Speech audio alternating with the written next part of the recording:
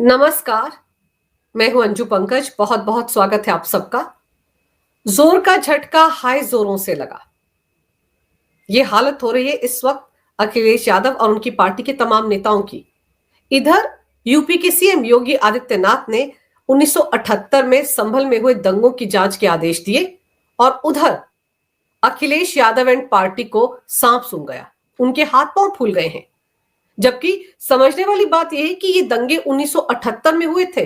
तब तो समाजवादी पार्टी का नामो निशान तक नहीं था। समाजवादी पार्टी का गठन तो 1992 में हुआ। तो अखिलेश यादव को डर क्यों लग रहा है? उनकी पार्टी ये क्यों कह रही है कि बिना वजह की राजनीति कर रहे हैं योगी आदित्यनाथ, विरोधियों को टारगेट करते रहते हैं? और फिर सबसे अहम बात यह है कि योगी आदित्यनाथ ने बाकायदा इन दंगों की फाइल खोलने का आदेश स्थानीय प्रशासन को दे दिया है और ये कहा है कि एक हफ्ते के अंदर उनके सामने इन दंगों से जुड़ी सारी बातें रखी जाएं। दंगा कैसे हुआ था, किसने करवाया था, कौन लोग थे जिन्हें आरोपी बनाया गया, कैसे वो 2010 में अदालत से छूट गए, पुलिस की टीम में वहां पर कौन कौन अधिकारी थे जिन्होंने एफआईआर दर्ज की थी और अदालत में सबूतों के अभाव में आरोपी कैसे छूट गए, पुलिस अधिकारियों की क्या भूमिका रही उस वक्त। ये सारी चीजें खंगाली जाएंगी। और आपको याद होगा अभी कुछ दिन पहले उत्तर प्रदेश विधानसभा के शीतकालीन सत्र के दौरान योगी आदित्यनाथ ने संभल में हुए दंगों का जिक्र किया था और इस हिंसा को लेकर विपक्ष को आड़े हाथों लिया था। उन्होंने कहा था कि 1978 में दंगे के दौरान वहां के एक कारोबारी बनवारी लाल गोयल के साथ साथ कई लोगों की हत्या की गई थी और नरसंहार के दौरान 184 लोगों की हत्या हुई थी। मुख्यमंत्री के इस बयान के बाद मुरादाबाद कमिश्नर से लेकर संभल प्रशासन तक सक्रिय हो गया है और 1978 के दंगे से संबंधित फाइलों को एक बार फिर से खंगाला जा रहा है। जाहिर सी बात है, योगी आदित्यनाथ के इस आदेश के बाद प्रशासन भी बहुत सक्रिय हो गया है, एक्टिव हो गया है। 46 साल पुरानी फाइलों को खंगाला जा रहा है। पता लगाया जा रहा है कि कितने लोगों की हत्या उस दंगे में हुई थी और उस दौरान जिन जिन लोगों ने पलायन किया था वो कहां गए थे, कहां पर जाकर बस गए, और जो उनकी प्रॉपर्टी संभल में रह गई थी क्या उन पर दबाव डालकर औने पौने दामों में उस प्रॉपर्टी को खरीदा गया था? किन लोगों ने खरीदा? और क्या उन लोगों की प्रॉपर्टी पर जबरदस्ती दूसरे समुदाय के लोगों ने कब्जा तो नहीं कर लिया? और अभी भी संभल में जितने भी लोग रह रहे हैं उनकी प्रॉपर्टी को भी खंगाला जाएगा। उनके भी दस्तावेज चेक किए जाएंगे कि उन्होंने जिस प्रॉपर्टी पर वो रह रहे हैं, जहां पर उन्होंने घर बनाया है, वो दरअसल किससे खरीदा। सिर्फ और सिर्फ ये पता लगाने की कोशिश हो रही है कि कहीं जबरदस्ती कब्जा करके मुस्लिम समुदाय के लोग हिंदुओं की प्रॉपर्टी पर तो नहीं रह रहे हैं। फिर आगे आपको बताती हूं कि बीजेपी के एमएलसी हैं श्रीचंद। दरअसल उन्होंने ये चिट्ठी लिखी थी और इस चिट्ठी में श्रीचंद शर्मा ने ये मांग की थी कि 1978 के संभल दंगों के दौरान जो दर्जनों हिंदुओं को जिंदा जलाया गया था, सैकड़ों की हत्या करके उनके मकान और दुकानों पर कब्जा किया गया था, उन्हें आज तक न्याय नहीं मिला है।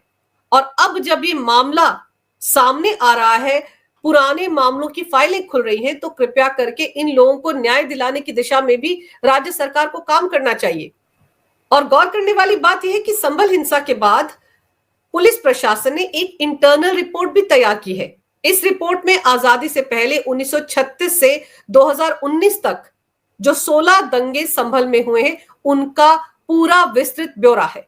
रिपोर्ट में लिखा गया है कि संभल नगर पालिका एरिया में आजादी के समय 55% मुस्लिम और 45% हिंदू रहते थे, लेकिन अब उस इलाके में 80 से 85% मुस्लिम है और हिंदुओं की आबादी 15 से 20% है।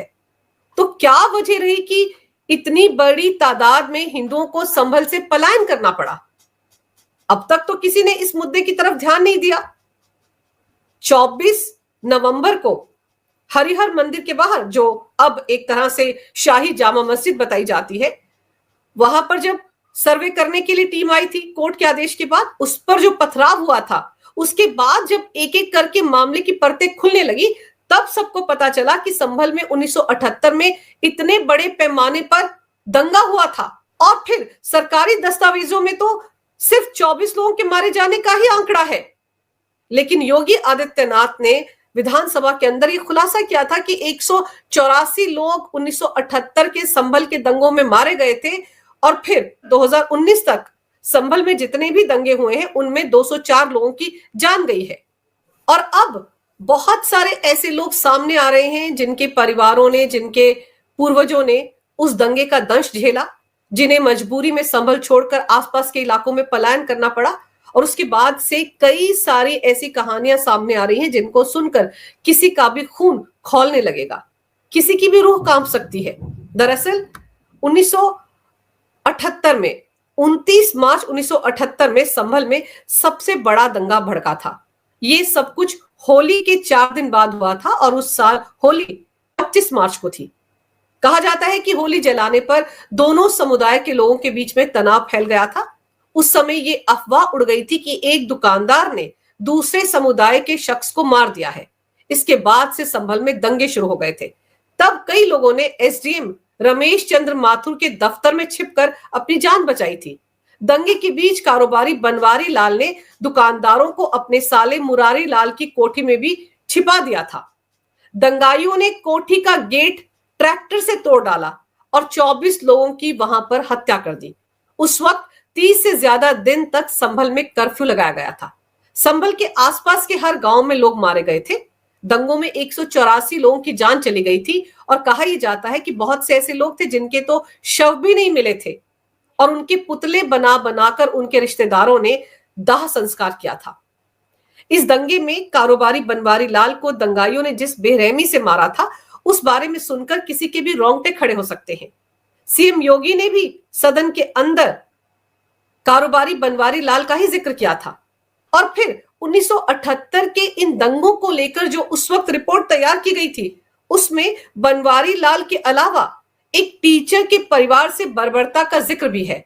रिपोर्ट में लिखा गया है कि दंगाइयों ने टीचर की पत्नी और बेटी को अगवा कर लिया था। पत्नी को तो लोगों ने जैसे तैसे छुड़ा लिया, लेकिन उनकी बेटी के साथ बलात्कार किया गया और कई दिन बाद उसे छोड़ा गया था। और इसके बाद सदमे में उस परिवार ने संभल से पलायन कर लिया। कहा जाता है कि कई दिन तक संभल में दंगा होता रहा और इस दौरान एक पुलिस अधिकारी की भूमिका पर भी सवालिया निशान है। कहा जाता है कि इलाके के लोग दौड़कर उनके पास गए थे और ये गुजारिश की थी कि इलाके के हालात को देखते हुए जल्द से जल्द वहां पर कर्फ्यू लगाया जाए, लेकिन उन्होंने समय रहते कर्फ्यू नहीं लगाया, बल्कि कितनी गंभीर स्थिति है संभल की इस बारे में उस वक्त की राज्य सरकार को जानकारी तक नहीं दी और ऐसे में कर्फ्यू लगाने में देर हुई, जिसके चलते 184 लोगों की जान चली गई। और फिर दंगे के बाद इलाके में 2 महीने तक कर्फ्यू लगाया गया, लेकिन समय रहते अगर कर्फ्यू लगा दिया जाता तो दंगों पर काबू पाया जा सकता था। और फिर इन दंगों को लेकर करीब 169 केस दर्ज किए गए थे, लेकिन ये सारे मुकदमे सिर्फ दिखावे के लिए ही दर्ज किए गए थे। किसी एक भी आरोपी को सजा नहीं हुई इन दंगों के लिए। ताजुब तो इस बात का है कि इस मामले में 48 लोगों को आरोपी भी बनाया गया था, लेकिन सबूत ना मिलने पर इन सभी आरोपियों को 2010 में अदालत ने बरी कर दिया। तब जज ने अपने कमेंट में कहा था कि मैं सोच भी नहीं सकता कि ऐसे लोगों को फांसी नहीं हो रही है। इस स्टेटमेंट को गंभीरता से समझने की जरूरत है। यानी कि अदालत भी जानती थी कि ये 48 लोग दंगों के दोषी हैं, लेकिन इनके खिलाफ पुलिस प्रशासन अदालत में पुख्ता सबूत रख ही नहीं पाया। यहां तो सवालों के घेरे में उस वक्त की पुलिस है। अगर ईमानदारी के साथ इलाके की पुलिस ने सबूत इकट्ठा किए होते इन दोषियों के खिलाफ तो फिर ये अदालत से बरी नहीं हो सकते थे, लेकिन पुलिस ने लापरवाही बरती, सबूत इकट्ठा नहीं किए और इसके चलते अदालत को सबूतों के अभाव में इन 48 आरोपियों को बरी करना पड़ा। जब किसी मामले में निचली अदालत पर कोई फैसला आ जाता है तो उस वक्त की राज्य सरकार की जिम्मेदारी होती है कि वो उस मामले पर ऊपरी अदालत में अपील करे। तो 2010 में संभल दंगों के जो आरोपी बरी हो गए थे उस मामले में उस वक्त की सरकार ने क्या कार्रवाई की? क्यों वहां की पुलिस ने पुख्ता सबूत उनके खिलाफ अदालत में नहीं रखे? और जो गवाह थे उनको क्या डराया धमकाया गया था? क्योंकि खबर तो ये भी है कि बनवारी लाल के परिवार के लोगों ने आरोप लगाया है कि उस वक्त जो जियाउर रहमान बर्क के दादा थे, शफीकुर रहमान, उन्होंने भी उनको डराया धमकाया था। तो ये जो कहानियां सामने आ रही हैं, उनके पीछे के तथ्य क्या है, सच क्या है, वो खंगालना चाहते हैं योगी आदित्यनाथ। तो ऐसे में उस इलाके के वो लोग जिन्होंने जबरदस्ती हिंदुओं की प्रॉपर्टी पर कब्जा किया है, दुकानों पर कब्जा किया है, जो लोग 184 हिंदुओं की मौत के जिम्मेदार हैं, अब 46 साल बाद ही सही वो कटघरे में खड़ा होंगे। वो लोग हो सकता है आज जिंदा ना हो जिन्होंने दंगों को अंजाम दिया था, लेकिन उनके बच्चे, उनके आगे पोते वगैरह तो होंगे। तो उनके पूर्वजों ने जो गुनाह किया है उसकी सजा अब उनकी अगली पीढ़ी को मिलेगी। और समझने वाली बात यह है कि योगी आदित्यनाथ के इस आदेश के बाद समाजवादी पार्टी और उसके मुखिया अखिलेश यादव जिस तरह से बिलबिला रहे हैं, उसकी सबसे बड़ी वजह यह है कि संभल में जो इस वक्त 80 से 85% मुसलमान रहते हैं, दरअसल वो उनका वोट बैंक है। वहां के सांसद वो भी तो कानूनी पचड़ों में फंसे हुए हैं, उनकी तो दिक्कतें दिन ब दिन बढ़ रही हैं। दरअसल बगैर नक्शा पास कराए उन्होंने अपने घर का निर्माण शुरू कर दिया था और इस मामले में 16 जनवरी तक उन्हें नोटिस का जवाब देना है। अगर वो इस तारीख तक अपना जवाब दाखिल नहीं करते हैं तो कानूनी शिकंजा उनके इर्द गिर्द इस मामले में भी कस जाएगा। इसके अलावा उनके खिलाफ पहले भी कई मामले दर्ज किए जा चुके हैं। उनके खिलाफ पुलिस ने पहले 24 नवंबर को हिंसा भड़काने का मामला दर्ज किया था और फिर गाड़ी से जुड़े हुए एक मामले में भी उनके खिलाफ जांच के आदेश दिए जा चुके हैं। इसके बाद बिजली चोरी के मामले में उन पर 1.25 करोड़ रुपए का जुर्माना लगा हुआ है। उनके पिता पर जूनियर इंजीनियर को धमकाने का आरोप है। तो वो एक के बाद एक कानूनी शिकंजे में फंसते जा रहे हैं। उनको इलाहाबाद हाई कोर्ट से भी किसी भी मामले में राहत नहीं मिली है। वो हिंसा के मामले में तो अपनी एफआईआर रद्द करवाने के लिए कोर्ट गए थे, इस पर भी उनको मुंह की खानी पड़ी। और फिर बिजली चोरी के मामले में उन्होंने एंटीसिपेटरी बेल के लिए भी इलाहाबाद हाई कोर्ट का दरवाजा खटखटाया था, तो वहां से उन्हें कोई राहत नहीं मिली है। उन पर गिरफ्तारी की तलवार लटक रही है। लेकिन अब तो जब 1978 के संभल के दंगों की जांच पड़ताल होगी तो फिर तो जियाउर बर्क रहमान के पुरखे भी इसके दायरे में आएंगे। उनके दादा शफीकुर रहमान इसी इलाके से समाजवादी पार्टी के सांसद रहे हैं।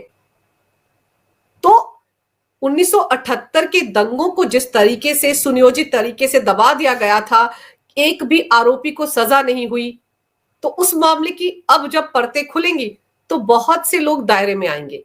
इसीलिए समाजवादी पार्टी में इस वक्त हंगामा मचा हुआ है। और फिर संभल में जिस तरह से खुदाई का काम चल रहा है, हर रोज एक नया कूप मिलता है, एक नया कुआं मिलता है, एक नया मंदिर मिलता है। आखिर जो लोग इन मंदिरों को दबाने में, कुओं में कूड़ा डालने में, उन मंदिरों के ऊपर पेवमेंट बनाने में, बड़ी बड़े घर बनाकर मंदिरों को ढकने के लिए जिम्मेदार रहे हैं, उनका कच्चा चिट्ठा तो खुलेगा ही। इसीलिए वो जो तथाकथित शाही जामा मस्जिद है, उसके सामने जो पुलिस चौकी बनाई जा रही है, उसको लेकर भी तो हंगामा किया समाजवादी पार्टी के नेताओं ने। और तो और वो जो हैदराबाद में बैठे हुए असदुद्दीन ओवैसी हैं, उनको भी सपना आ गया कि वक्फ की जमीन पर ये चौकी बन रही है। और भी बहुत से लोगों ने दावा किया। अब उनके खिलाफ भी कानूनी कार्रवाई हो रही है क्योंकि उनका दावा झूठा निकला। तो संभल का जो सच है, हरिहर मंदिर का जो सच है, उसके साथ साथ और बहुत सारे मंदिरों का जो सच है, 1978 के दंगों का जो सच है, अब जब वो खुलकर सामने आएगा, एक हफ्ते के अंदर जब रिपोर्ट योगी आदित्यनाथ को सौंपी जाएगी, तो उसके बाद जो लोग इसके लिए जिम्मेदार रहे होंगे, जिन लोगों ने इन मामलों को दबा लिया है, जिन लोगों ने इन दंगों के केसेस को इस तरह से फ्रेम किया कि जो दोषी थे वो बच गए, अदालत चाहकर भी उन्हें सजा नहीं सुना पाई, अब वो सब के सब कटघरे में खड़े नजर आएंगे। इसीलिए समाजवादी पार्टी में योगी आदित्यनाथ के इस आदेश के बाद हड़कंप मचा हुआ है। अगर आपको ये वीडियो अच्छा लगे तो कृपया इसे लाइक करें, शेयर करें। अगर आप पहली बार मेरे चैनल पर आए हैं तो कृपया मेरे चैनल को सब्सक्राइब करना ना भूलें। मेरे चैनल को अपना पूरा समर्थन दें। ये वीडियो देखने के लिए बहुत बहुत धन्यवाद। नमस्कार। भारत माता की जय हो, वंदे मातरम और जय श्री राम।